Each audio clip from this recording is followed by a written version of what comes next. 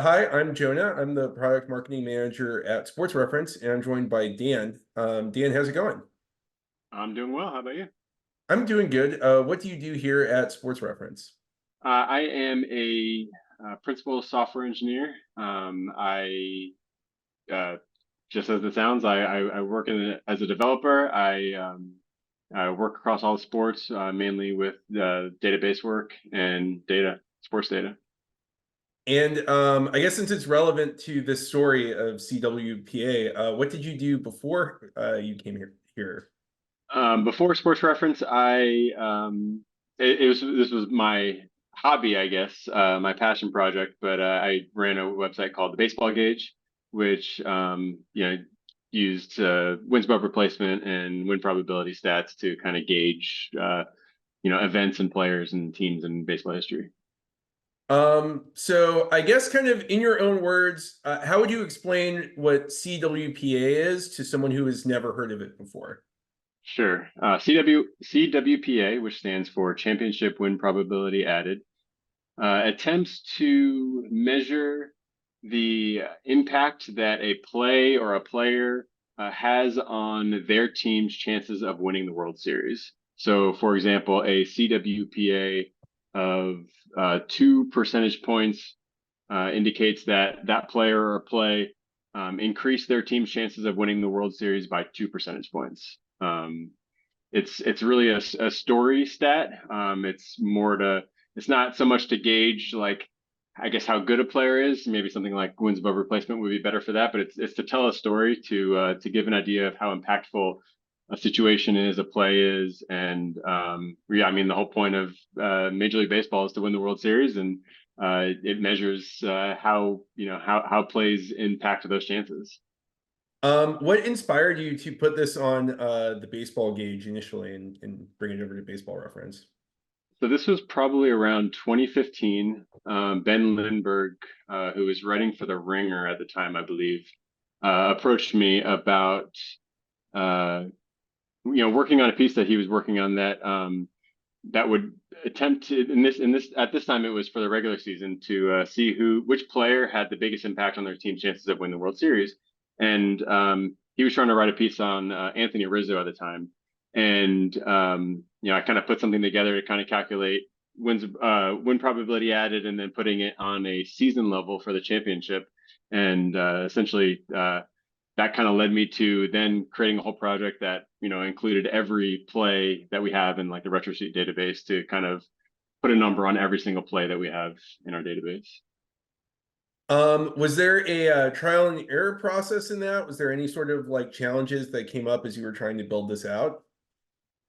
um yeah, I mean, one of the things is just getting the sheer amount of data that is available. I mean, we're fortunate that we have things like obviously baseball reference and retro sheet that we have the data available to us, but calculating with the championship leverage index, which is related to championship win probability added, for every single date and every single game in baseball history, just took months of calculating just nonstop because you have to simulate it like 50,000 times each day, so or each game.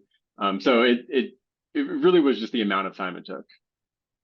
Um, I was going to ask about championship leverage index. So, I what does that measure? How would you explain that to someone who has never kind of looked at these stats before?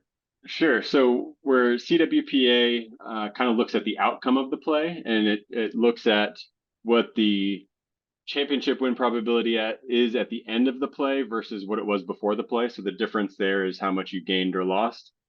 Championship leverage index attempts to determine how impactful a situation is based on the inning of the game, the outs, base runners, the score, and then also the importance of that game. So obviously a game in the middle of the season for a team that's in last place is not going to be very impactful for their championship uh, chances, but Game 7 of the World Series is obviously going to be the most impactful. So it kind of puts that all into context where a CLI or a championship leverage index of 1 would indicate an average game on opening day. Um, And then, anything above one obviously is going to be a more a higher leverage situation, or a situation that is more impactful on that team's chances of winning the World Series. And then obviously anything lower than one would be less impactful. So I actually went beforehand and looked this up, and for Pete Alonso's 3-run homer in Game 3 of the wild card game, which was a ninth inning, teams down 2-0, 3-run home run, that had a 7.99 cWPA, so nearly 8% swing in the championship odds, and an 82.98 championship leverage index. Are there any sort of like other standout plays you can think of, either while you were building it out or that have happened since, that really sort of loom large in your mind when you think of championship win probability? This is more on baseball history, but the play that always stands out to me, and the one that we always talk about, is actually the most impactful play in baseball history, and it's Hal Smith's 3-run home run in the bottom of the 8th inning of the 1960 World Series. So that game is famous for a lot of reasons, but mostly everyone remembers it for Bill Mazeroski's walk-off home run to win the World Series, and that's actually the sixth best, biggest play in baseball history. But there was actually another one, Hal Smith, that was an even more impactful play, and that had a swing of 63.62 percentage points that increased the Pirates' chances of winning the World Series, because of course it's the last game. So winning the game, you win the World Series. Losing the game, you have a 0% chance of winning the World Series. So obviously most plays like that are going to come in Game 7 of the World Series, but not all of them. There's other opportunities too. Has kind of building the stat out and kind of thinking about the framework behind it, has it changed the way you appreciate games or individual moments as a fan when you're watching them? Yeah, I mean, working with it a lot, you kind of get an idea of watching a game of relatively how impactful it is. Not that you need to be familiar with the stat to understand the importance of a play, but when a big play happens, for example, like last night, Teoscar Hernandez's grand slam, even in my head, I'm thinking, oh, that was probably one of the biggest plays of the year, that kind of thing. So yeah, it's just a fun way of having a different way of looking at the game or watching the game. I wanted to ask about how cWPA works as a player stat in addition to kind of the play-by-play thing. I've seen you can look at a player season stat line or playoff stat line and see cWPA. What kind of takeaway should we have if we look at it like that?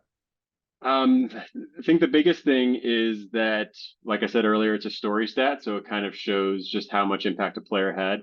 I would be careful in using it to evaluate, if a player is Hall of Fame worthy, I guess, because if that was the case, then maybe Francisco Cabrera of the 1992 Braves would be a Hall of Famer just based on one play, essentially. But when you look at the overall, like, leaders of all time, like Mariano Rivera has the most championship win probability added in history, and that's obviously because he was the greatest closer of all time. But also, and this is probably the most important part, is that he had the opportunity and he was put in situations that could be impactful. Being a closer for the Yankees of the 90s and 2000s is obviously going to give you a lot of opportunities. So it just it shows the players who have had those opportunities and then have done well in those opportunities. Yeah, when I was looking at the like all-time postseason leaderboards, like in career sets, like number one was David Freese, who obviously kind of did that in one insane night. And then number Right. two is Mickey Mantle. So it kind of shows, the speak of to opportunities, like he was in a lot of World Series on a great team, but came Exactly. through in those big moments. Um, were there any sort of moments that just stand out as like someone who like kind of, built the stat? Is there any moment that you can think of that was like a cool moment where you remember it being cited or seeing it come up somewhere and being like, oh, hey, that's pretty cool that it's caught on this way? Um, I think just hearing it either in broadcast, which doesn't happen too often, but hearing it in broadcast just referenced as a stat, knowing that I played a small part in popularizing it, I guess, is pretty cool. Seeing different articles, like USA Today did an article on championship win probability, I believe last year. Just nothing in particular, but just seeing things like that and realizing that the stat is being used in the way it's intended is always good to see. Awesome. Well, thanks so much, Dan. I think that's pretty much it. Is there anything else you wanted to say that I didn't touch on or anything? No, other than every postseason, every October, I always hope that we get one of the greatest plays of all time. Like for a couple of years ago, we had Rajai Davis's home run in 2016. Every year, I'm hoping that we can have another play that's like a top 5 play of all time, just because it's fun to watch fun baseball. So hopefully, we get that again. Yeah, here's hoping.